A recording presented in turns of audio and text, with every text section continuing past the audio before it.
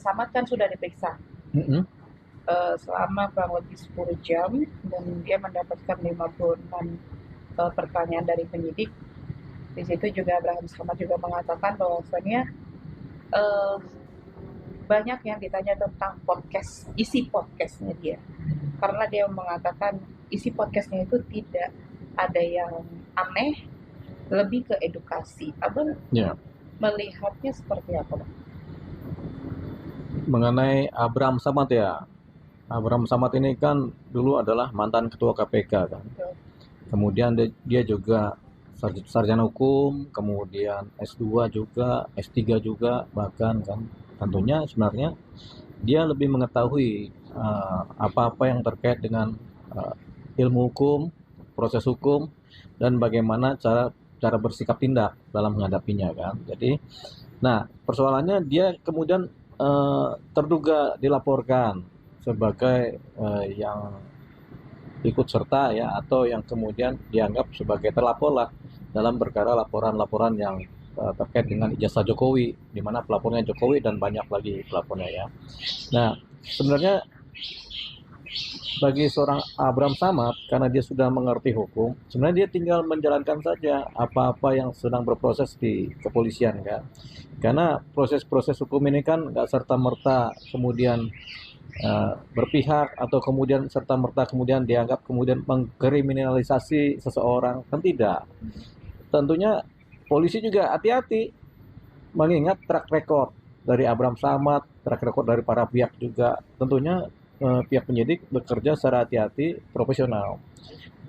Bahwa pemanggilan-pemanggilan kepolisian itu memang bisa terjadi kepada siapa saja yang diduga terkait sebagai saksi, terkait sebagai terlapor, atau terkait sebagai calon tersangka. Jadi pemanggilan itu sebenarnya biasa saja. Tinggal Abraham Samad mengikuti saja apa sih yang dilaporkan. Nah, kan dia kan pengerti hukum. Dia bisa menyampaikan pandangan-pandangannya, kesaksian-kesaksiannya, kemudian apa saja yang dia perbuat, begitu. Nah, penyidik pasti hati-hati menganalisa ini. Tidak serta-merta mudah membuat seseorang menjadi tersangka. Kalau memang ada kecenderungan untuk itu bisa, tapi kalau memang niatnya tidak ada untuk melakukan tindak kriminal, ya nggak mungkin juga seorang Abraham Samad kemudian dijatuhi posisi sebagai tersangka atau kemudian disidang kan gitu kan. Prosesnya kan bertingkat dari kepolisian, dari kejaksaan, baru nanti persidangan. Tapi yang jelas kalau pertama-tama Abraham Samad sudah defense, di mana saya dipanggil polisi ini, saya nggak mau kalau saya dikriminalisasi, itu kan sudah berteriak-teriak, apalagi berteriaknya ke depan publik gitu. Jadi kita bertanya nih, kapasitas Abraham Samad sebenarnya sudah belajar ilmu hukum lama, tapi kemudian masih ketakutan juga mengenai kriminalisasi. Yang penting sebenarnya kalau kriminalisasi ini orang-orang yang nggak ngerti hukum sebenarnya, karena nggak ngerti hukum mereka harus kemudian mencari-cari bantuan kan. Nah, tapi kan seorang Abraham Samad sudah mengerti hukum, sudah doktor lagi hukum kan, dia pasti mengerti apa yang sedang dikerjakan penyidik. Nah, apakah ada niat jahat dari apa yang disampaikan oleh Abraham Samad melalui podcastnya, atau apa, atau ada tendensi politik apa? Kan itu sebenarnya kan dia juga bisa menilai. Jadi apa yang dilakukan Abraham Samad ketika podcastnya dia berlangsung itu kan sebenarnya dia sudah menilai sendiri kecenderungannya seperti apa. Ini bicara kecenderungannya, tendensinya mengarah kepada apa, sebenarnya dia lebih tahu gitu. Makanya penyidik sebenarnya sebenarnya meminta titik terang persoalan apa sih maksud dan tujuan podcastnya Abraham Samad. Apakah ada tendensi kemudian dia berusaha juga sebenarnya melakukan langkah-langkah yang sifatnya adalah fitnah atau apa, kan itu kan bisa dijawab oleh dia sendiri Abraham Samad, tanpa Abraham Samad berbicara kepada pihak penyidik memberikan terang persoalan. Tentunya penyidik kan bertanya-tanya, mengingat apa? Mengingat ada pelapornya yang melaporkan Abraham Samad kan, sehingga Abraham Samad menjadi terlapor. Ini harus di counter dengan keterangan-keterangan yang rasional dari seorang Abraham Samad, tanpa perlu dia menggembar-gemborkan cerita kriminalisasi kepada banyak pihak, seolah-olah menjadi orang yang ketakutan malah kan begitu. Kan kita melihatnya seperti itu, kami melihatnya seperti itu. Jadi kok jadi malah takut? Harusnya kan dia matang aja, dia datang aja matang, kemudian berbicara apa adanya. Nggak mungkin lah kemudian ada kriminalisasi zaman sekarang ya. Ya mungkin zaman dulu ada beberapa, tapi zaman sekarang nggak ada. Zaman sekarang polisi penyidik bekerja profesional. Jadi itu persoalannya. Jadi jangan apa-apa dikriminalisasi. Jadi akhirnya nanti kita yang di luar berpandangan ini kan orang ngerti hukum, dokter juga. Kenapa masih yang begini-begini masih dicemaskan? Sampai kemudian bicara kepada publik kesana kemari kan gitu. Padahal datang aja menceritakan apa adanya, pasti penyidik juga punya pandangan-pandangan yang rasional kan, pandangan-pandangan hukum yang rasional juga. Ada batasan-batasan apa itu kriminalisasi, apa itu kriminal, apa itu tersangka, apa itu pelaku. Itu ada batasan-batasan juga. Apa itu saksi, apa itu niat jahat dan apa itu niat baik. Nah, kan tinggal diterangkan oleh seorang Abraham Samad. Nah, Abraham juga sempat mengatakan bahwasannya isi podcastnya itu kan adalah sebagai bentuk edukasi ya. Jadi karena podcast ini kan menurutnya seperti laporan ini tuh seperti bentuk pembungkaman terhadap kebebasannya berpendapat, kebebasan pers dan mempersempit ruang demokrasi, Bang. Tapi Abang melihatnya sendiri, sudah melihat nonton podcastnya juga ya Bang gitu. Iya. Beberapa podcast kita nonton. Jadi apa yang dipikirkan oleh Abraham Samad mengenai niatnya adalah untuk edukasi, belum tentu itu yang dipikirkan oleh masyarakat. Gitu. Jadi kadang kita berpikir, oh saya kan niatnya edukasi. Itu adalah niat dari seorang Abraham Samad dengan cerita-ceritanya. Tapi bagi orang lain yang menonton, belum tentu itu sebagai edukasi. Bisa jadi orang lain salah paham. Sehingga orang lain merasa, oh kami dihina, kami difitnah, kami dicemarkan. Kan begitu. Jadi apa yang kita pikirkan sebagai niat baik, belum tentu dipikiran orang sebagai niat baik.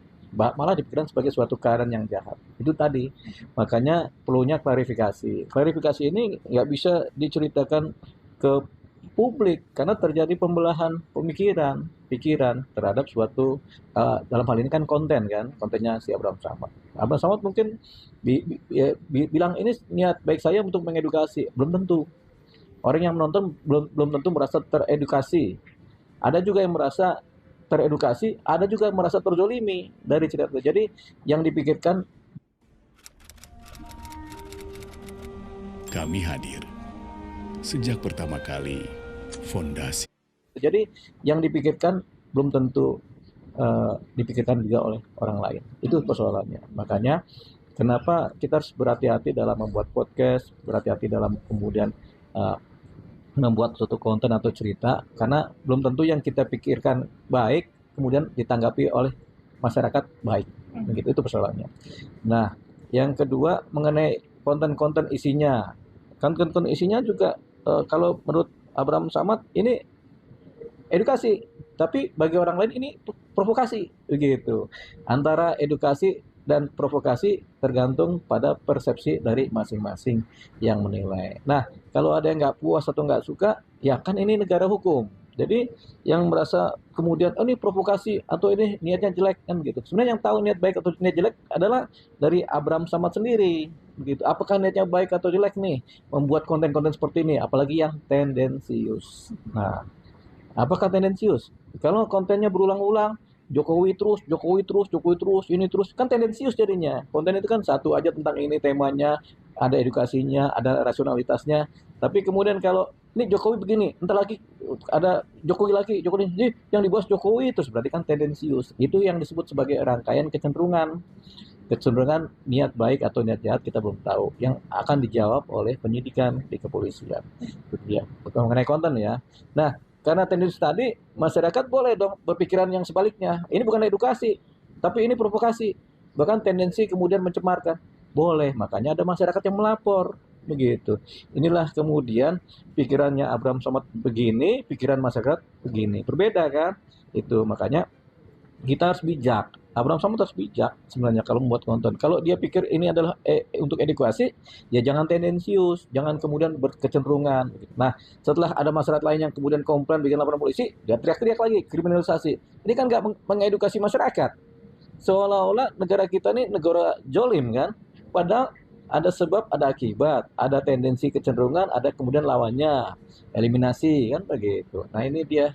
Kemudian yang kemudian nggak dipikirkan oleh seorang Abraham Samad. Sayang juga dia dengan gelar doktornya itu, tapi dia berteriak-teriak seperti ini. Padahal jadi tersangka juga belum, baru dipanggil untuk minta klarifikasi, untuk minta keterangan sebagai saksi kan. Belum tentu juga dia jadi jadi tersangka kan? Karena apa prinsipnya? Setiap terlapor belum tentu menjadi tersangka. Dilaporkan iya, tapi belum tentu menjadi tersangka. Kan selalu ada verifikasi terang persoalan sehingga menjadi posisi apakah seseorang ini hanya saksi atau tersangka. Begitu, kan ada gelar perkara lagi itu dia. Tapi kalau awal-awal baru juga dipanggil udah bilang saya dikriminalisasi, ini itu kan bentuk ketakutan. Fair aja, itu bentuk ketakutan. Berarti, tapi sejauh ini Abang melihat isi podcast sendiri, menurut pandangan Abang, apakah ini kriminalisasi atau provokasi? Saya kan nggak melihat. Tapi kita bisa lihat dari gejala-gejalanya. Kalau ada podcast yang berulang, isinya ini terus dengan pihak-pihak yang kemudian memojokkan terus, kan ada kecenderungan seperti itu. Tapi kita masih melihat sebagai rasional. Mungkin bukan edukasi, tapi tendensi aja untuk menggiring opini, begitu. Edukasi mungkin belum dapat kalau begitu. Edukasi kan macam-macam, begitu kan. Tapi kalau posisinya yang A, B, C, D ceritanya sama aja dengan narasumber yang memojokkan terus, ya berarti kan itu kan tendensi kecenderungan untuk melakukan semacam niat-niat yang nggak baik. Kan begitu kan pandangan kita kan, tapi belum tentu pandangan penyidik, belum tentu pandangan masyarakat yang lain. Ada pandangan masyarakat yang senang kok dengan podcastnya si Abraham Samad, mengedukasi ada. Banyak masyarakat yang, oh saya senang dengan podcastnya Abraham Samad, kayaknya mengedukasi kami, membuat kami tahu cerita. Tapi ada juga yang nggak suka, yang ini bukan edukasi, ada juga. Makanya di negara yang atau penduduk yang beragam, berhati-hati dalam membuat cerita atau podcast. Belum tentu yang disebut baik adalah baik, belum tentu yang disebut buruk adalah buruk. Belum tentu niatnya baik dianggap baik, belum tentu niatnya jahat dianggap jahat juga. Gitu, karena beragam masalah itu. Penilaian ini kan masalah persepsi masing-masing. Tapi kalau ada yang tersinggung, nah itu persoalan. Gitu. Edukasi biasanya tuh nggak membuat orang tersinggung. Setiap konten-konten edukasi itu tidak membuat orang tersinggung, tapi membuat orang mengerti dan mengapresiasi gitu. Tapi kalau ada orang tersinggung, berarti kan bukan edukasi sebenarnya, atau dianggap edukasi tapi nggak sempurna, ada ada simpangan dari edukasi sehingga yang dianggap edukasi menjadi bukan edukasi gitu. Itu dia. Nah, kalau sampai ada laporan polisi, berarti yang dianggap edukasi belum tentu adalah edukasi. Harus di-clearkan karena ada yang merasa nggak suka terhadap cerita-cerita seperti ini, konten-konten seperti ini. Tapi bagi Abraham Samad, ya dia dianggap ini saya membuat konten edukasi. Nah, kalau Abraham Samad sudah berpikiran seperti menganggap konten edukasi, ngapain dia takut dikriminalisasi? Wong dia kan niatnya baik. Tapi kalau dalam hati ada niat jahat atau niat tidak baik, tentunya dia buru-buru defense kan. Oh, saya dikriminalisasi atau apa. Itu kan secara psikologis bisa kebaca kejiwaannya. Iya. Begitu. Jadi itu dia. Bang, kemarin juga Abraham Samad mendatangi Polda Metro Jaya, itu sempat banyak juga yang mendukungnya. Yeah. Salah satunya juga Said Didu. Yeah. Nah, dia juga sempat mengatakan bahwasannya aparat penegak hukum di saat ini masih di bawah kendali Solo. Gimana nih, Bang? Ya itu kan pikirannya Said Didu. Kita nggak beranggapan seperti itu kan. Sekali lagi pikiran dia jangan kemudian memframing yang begitu-begitu, nggak bagus gitu. Kenapa? Ini negara hukum, bukan negara satu kota, ya kan? Maksudnya negara Solo bukan. Ini kan negara Indonesia. Nggak mungkin penyidik kemudian berpihak kepada geng Solo atau apa. Enggak. Penyidik harus berpihak pada hukum karena negara hukum. Jadi kalau sampai di pikiran begitu, itu yang namanya pretensi negatif, pemikiran-pemikiran negatif seseorang yang kemudian bisa juga dianggap melakukan hal-hal yang mencemarkan begitu. Jadi ini yang merusak tatanan bernegara seperti ini nih. Orang-orang seperti ini yang kemudian bicara seenaknya, membuat narasi-narasi yang kemudian mencederai negara hukum begitu. Kita nggak melihat ada geng mana, polisi bekerja rasional kok, bekerja profesional, nggak ada mereka kemudian punya tendensi lain-lain. Mereka bekerja. Nah, kenapa mereka bekerja? Karena banyak yang mereka kerjakan. Kita kan mengalami pekerjaan-pekerjaan dengan teman-teman polisi kan, mereka rasional rata-rata bekerja begitu. Tidak kemudian ada perintah dari mana tidak begitu. Jadi ini yang narasi-narasi seperti ini berbahaya sebenarnya. Ya, narasi Said itu berbahaya begitu. Bisa memecah belah NKRI juga, ini termasuk ini bagian dari situ